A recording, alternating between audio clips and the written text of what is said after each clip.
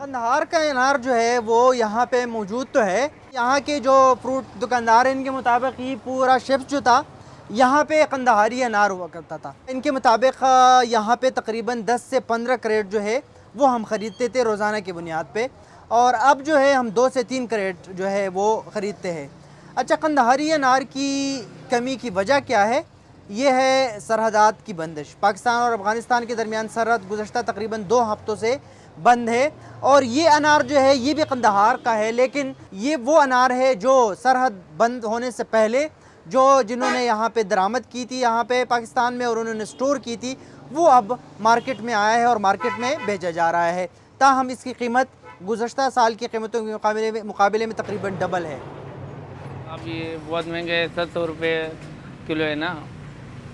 اس کی وجہ مہنگے جو بہت کم آتی ہے, بارڈر بند ہے, اس کی وجہ نہیں آتی ہے. قندھاری انار میں رس بھی زیادہ ہے اور میٹھا بھی ہے, تو اس کے لیے لوگ پسند کرتے ہیں. افغانستان میں تقریباً 2 لاکھ ٹن انار جو ہے وہ سالانہ وہاں پہ پیدا کیا جاتا ہے, اور اس میں سب سے زیادہ تقریباً 60% انار جو ہے وہ قندھار کے مختلف علاقوں میں پیدا کیا جاتا ہے, اور ان کو مختلف ممالک میں بیچا جاتا ہے, جس میں سب سے زیادہ انار جو ہے پاکستان اور انڈیا میں ایکسپورٹ کیا جاتا ہے. سال 2023 کے اعداد و شمار کے مطابق پاکستان نے اس وقت 2023 میں تقریباً 40,000 ٹن کی انار جو ہے وہ افغانستان سے برآمد کی تھی. یہاں کا انار جو ہے وہ اس میں مٹھاس نہیں ہوتی, اور یہ قندھار کی انار جو ہوتی ہے اس میں مٹھاس بھی بہت زیادہ ہے, اس کا رسمت بھی زیادہ ہوتی ہے, اور اس کا جو رنگ بھی بہت زیادہ خوبصورت ہوتا ہے. بلوچستان جو ہے وہ پاکستان میں انار میں سب سے زیادہ پیدا کرنے والا صوبہ ہے.